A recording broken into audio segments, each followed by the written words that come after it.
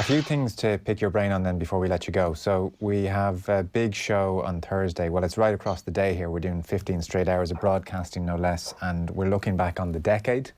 So Brian O'Driscoll's doing one of those hours, and he was asked to pick his player of the decade. This is a cheap and cheerful question, so you'll excuse me for this. Who's your player of the decade? 2010 to 2020, is it? Or 2009 to 2019? Well, I mean, both. Oh, okay. Can't say yourself for that Sterling World Cup in 11. No.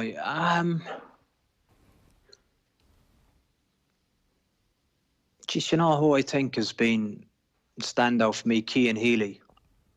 Wow. I wasn't expecting that. Yeah, I just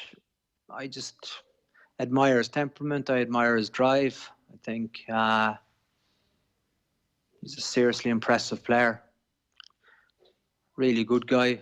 And yeah, I think for me, I think he is. We're talking in a national context, is it? Well, actually, I'd meant worldwide, but maybe give me your national one first. But that's your Irish one, yeah. Cian Healy.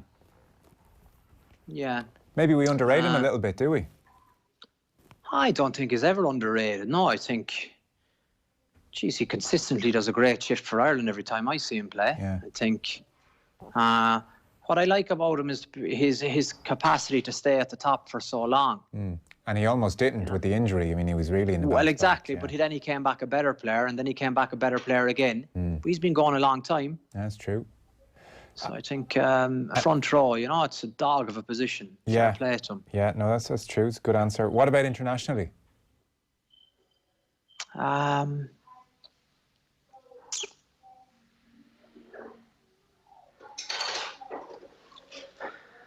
Internationally, in the same vein, I think Alun Wyn Jones.